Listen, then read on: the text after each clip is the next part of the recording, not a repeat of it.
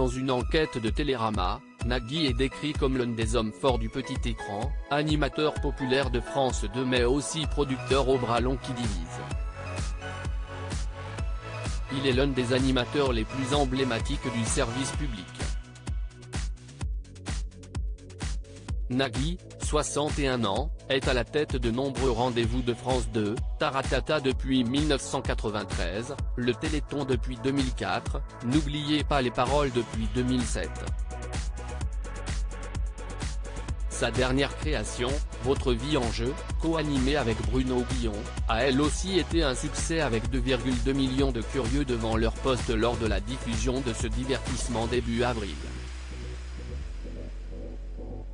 Bref, difficile pour France Télévisions de se passer d'un tel mastodonte.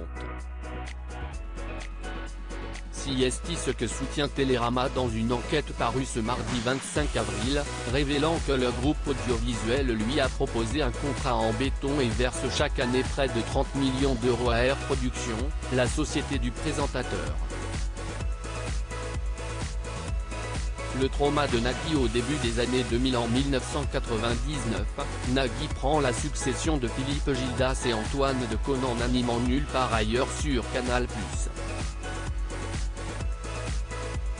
L'expérience ne dure finalement que 10 mois puisque l'animateur quitte la tête du programme à la fin de la saison.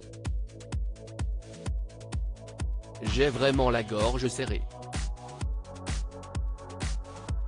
Il m'est arrivé de travailler pour des gens qui ne m'aimaient pas.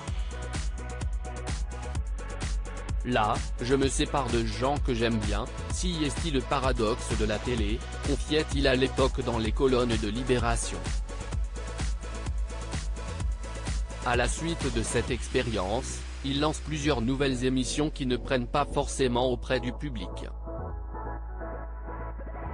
Il a dû licencier des gens. Dès qu'il a retrouvé des contrats, il les a réembauchés. Aujourd'hui, il a bâti un empire, et ne veut pas redescendre, ça a été un trauma, glisse une de ses anciennes collaboratrices.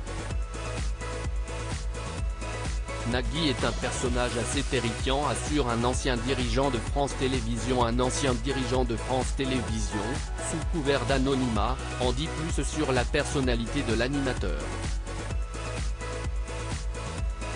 Vous n'imaginez pas les bras de fer que Nagui engage derrière les sourires. C'est un personnage assez terrifiant. Il est multimillionnaire grâce au service public, et le problème est là, témoigne-t-il. Sa fortune est constituée d'actions chez Banijay, groupe auquel Nagui a vendu en 2009 sa société Air Productions. Fin 2018, Nagui détenait 5,3% du capital du groupe. De quoi produire encore plus de jeux et de fiction pour le service public dans les années à venir.